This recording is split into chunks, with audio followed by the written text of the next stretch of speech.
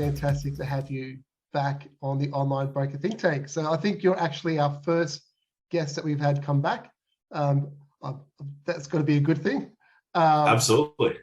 But look, I'm quite excited, mainly because I've been lucky enough to, I guess, had conversations with you kind of at the beginning of some of the things that you've been creating, and now recently hearing that you have just launched or looking to launch. Yeah, Dineiro just launched about 3.5 weeks ago, and we've been really excited. It's 2.5 years in the making. And now we've just sort of onboarding some of the brokers who agreed to join our platform prior to launch, helped us secure our funding. And so now we're really excited to get this product into the broader market. We're partnering with some really fantastic other vendors to sort of create a holistic customer onboarding and customer retention group of a suite of products. So I'm really excited to see what the next 6 and 12 months brings. Yeah, it's super exciting. The business I work for, we had an executive offsite recently, and we're trying to work through what maybe the next 2 to 5 years will look like. And I did bring up, I guess, your product and what you've been doing in regards to, I think as the broker industry, we need to continue to open our minds to what is coming. And start to embrace some of the future. And it isn't about removing what we currently do for our customers. It's actually about enhancing what we can do for our customers, which I think is the most exciting thing about, I guess, you and your product. But before we get into talking about, I guess, some of the particulars around, I guess, how your product helps keep customers, I wouldn't mind, I guess, getting to know you a little bit better and some of your background. Sure. And some of your experience. So you're one of the few people who I've had on the show, on the Online Broker Think Tank, who's kind of come from outside of our industry. Most of the people that we interview or we talk to are either brokers within the industry or people in the industry who built things for the industry. But you coming from the outside, can you just give us a little bit of background around, I guess, what you were doing prior to discovering our industry as such? Sure. So I'm originally from Canada, and I spent the first 12 years of my career in the digital production environment. So I started building websites in 1996. So a long time ago. I actually started off in IT, oddly enough, building computers and networks. And I've spent most of my career working for either digital specialist agencies or big multinationals. So I think the last full-time role that I had was I was head of digital for Clemenger BBDO here in Melbourne. Right. So working with big multinational brands, CUB, NAB, and others, Porsche, Miele, and my experience is pretty diverse. I started off as a graphic designer, still do that to today, but I've been a producer, front-end web developer. And being head of department, sort of bringing my experience to my staff. And also the last 5 years, I've been lecturing and teaching at Swinburne University in social media analytics and social media management. It's quite a broad spectrum of experience. And yeah. And I'm just curious to know, like, what percentage of that experience have you brought to the table in creating Dineiro? I think it's actually sort of taken a lot of my skill set because I designed the app myself, and I'm putting all the functional specifications together. I'm the one who chose and worked directly with the developers. I come from a customer experience background, if you look at it in that sort of fashion. So I've spent my career really advocating for the last 15 years around customer-centric design. So rather than a business specifying to a customer how they need to engage with a brand, I've been advocating flipping that on its head. And it's been, a large part of that. You've seen that shift in other industries where brands are now developing systems and processes around the consumer and how they choose to engage with the brand. And I really think that creates a better experience. I think this particular industry is a little bit interesting because the broker community in large part have done a fantastic job in advocating for their customers. And you can see that in the numbers. Yeah. I think the recent numbers are 70% of mortgages are broker originated. And I think it's important to celebrate the hard work that brokers do. And what we want to be is part of that journey, and creating advocacy and providing a means of communication between consumers and brokers to make the consumer experience even better. And it sort of latches on with the tools that brokers already have. Yeah, look, I won't get you in trouble, so I'll throw myself under the bus instead, but I'm sure you can relate. You know, having come out of working for some big corporates, it's very, very difficult to continue to keep the customer at the center focus of, you know, what happens. I remember one particular program I was at with a particular bank where we brought in some consultants to help speed up the process from the time a customer signs a privacy statement until the time that the customer gets their loan approved. And this great consultancy came up with this idea, well, we'll just move where you sign the privacy statement in the process a little bit further along, and therefore now the timing's shorter, and they got paid their $1 million or whatever else, and the next bit of that bank's out in the media talking about how, you know, they can almost deliver, you know, same day turnaround time for their customers, and, you know, the shareholders are very happy. But the end result was that for the poor lender sitting in the branch trying to write the loan, the process was actually more clunky. The customer experienced longer waits, and there's even a particular risk where, you know, we're starting to collect information from the customer prior to signing the privacy statement. But it was celebrated as, look what we've done for the customer. And I think, and I say that, and hopefully I don't get sued for saying that, but one of the reasons why the mortgage broking industry has done really, really well, and I think this is what we need to remember when we're discussing apps like Dineiro, is 70% of consumers have chosen the broker model, not because brokers are brilliant, although I think as an industry we are. We only just have to be better than the banks.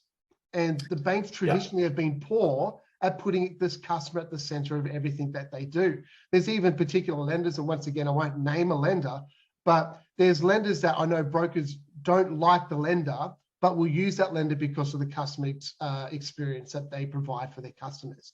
And I think, you know, one of the things that we need to embrace as an industry is that we're continuing to look at how we can improve the service that we provide our customers, and understand that the banks will get better. And I think with the digital offering at providing ease of use for customers, but then also, you know, just constantly being aware that if we don't disrupt ourselves, that we actually, as a broker industry, are leaving ourselves open to disruption from outside, outside influences. That's why I'm excited about the product that you've created. It's customer focused. My question to you on the back of that, though, is has it been fun for you to actually have, I guess, the license to put the customer at the center of this and build something around that without, I guess, having, you know, corporate red tape or other, you know, I guess, other pressures on you? Well, it's interesting. It's a really good question.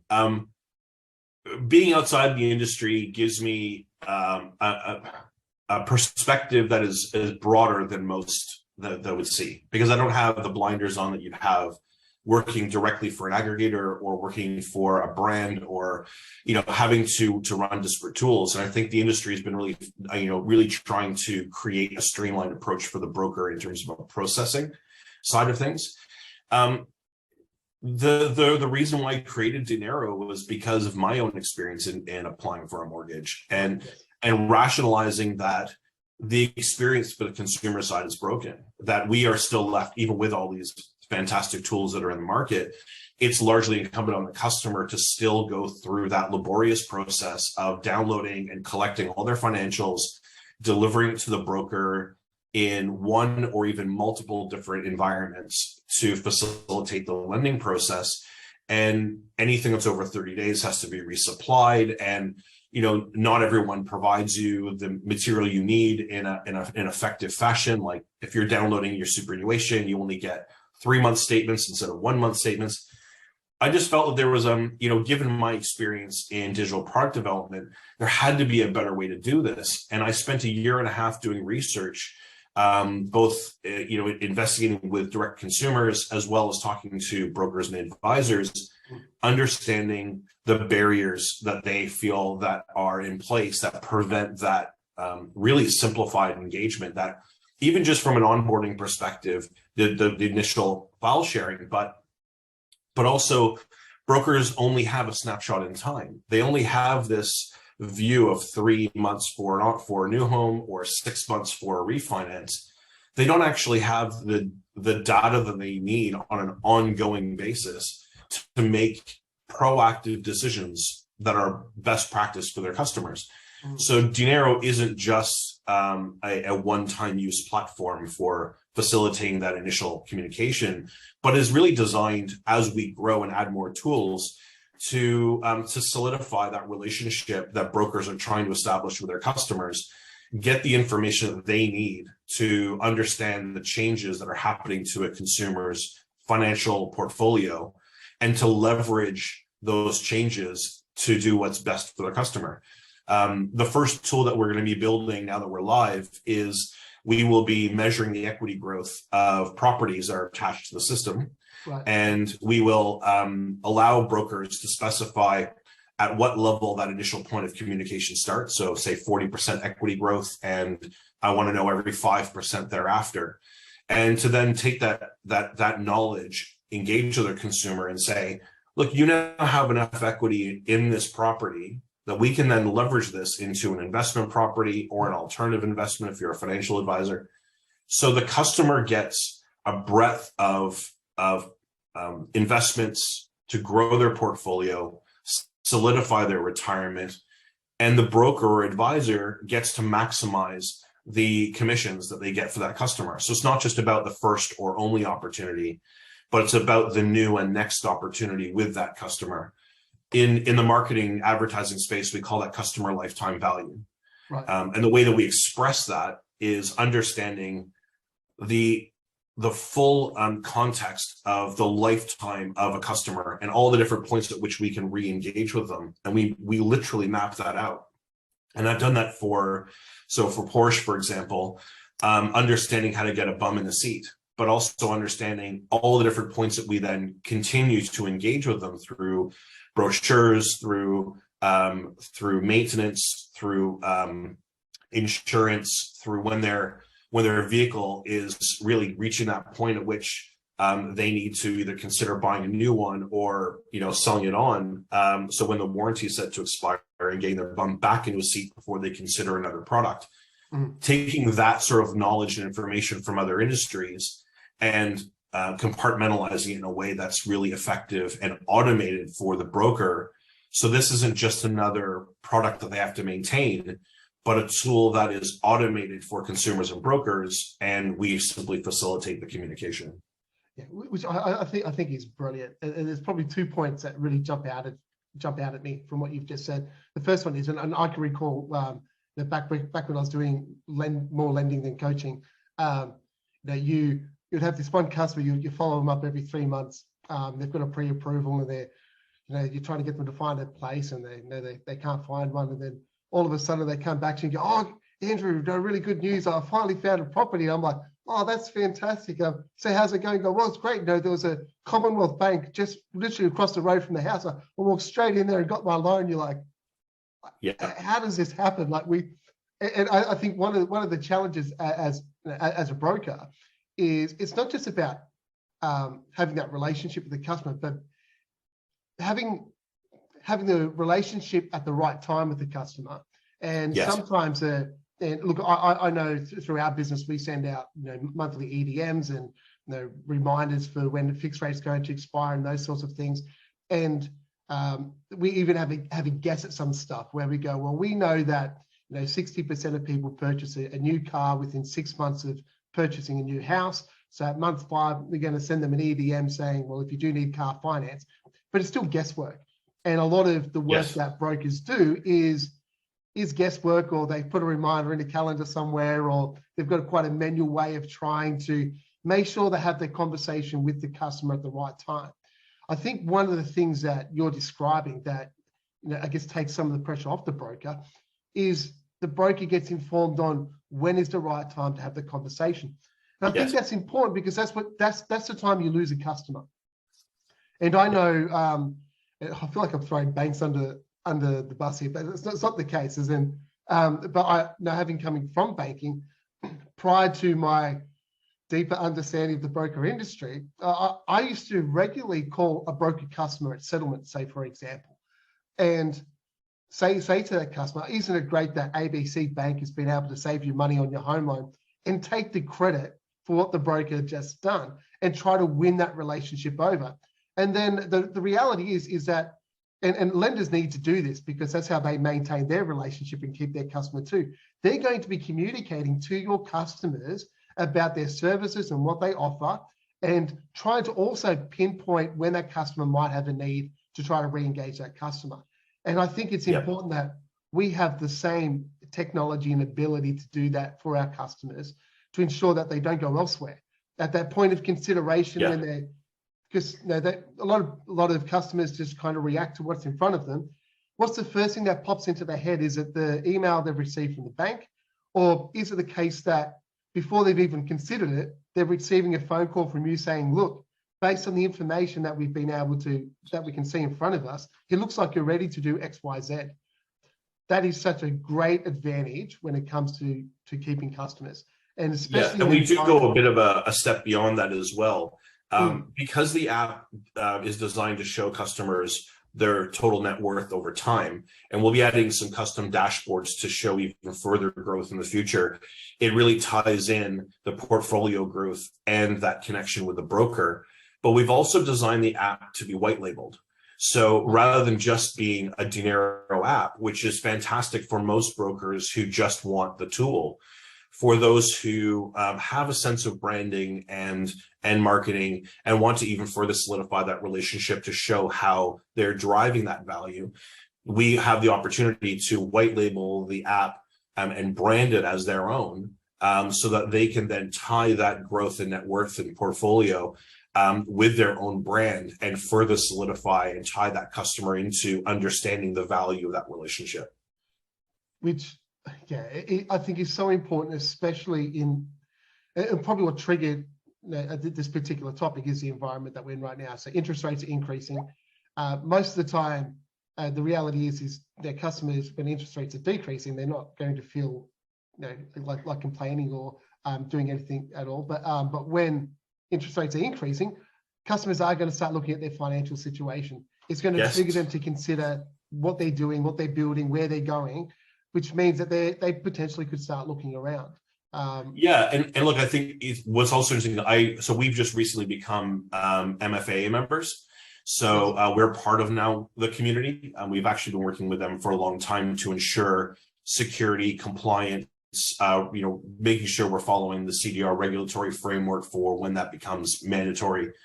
But I just recently did the onboarding session, and I was amazed at the fantastic job that Zarko did in educating brokers on that marketing side of things and understanding how to attract and retain customers.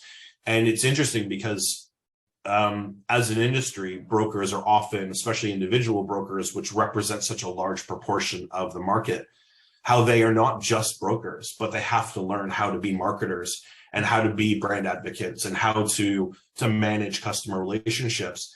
Part of the value that I'm bringing to brokers who come on our network is we're doing master classes to educate them on how to leverage social media, not just how to leverage analytics to be able to bring on new customers, but also how to leverage your relationship with existing customers, transition that into consumers from happy customers into brand advocates.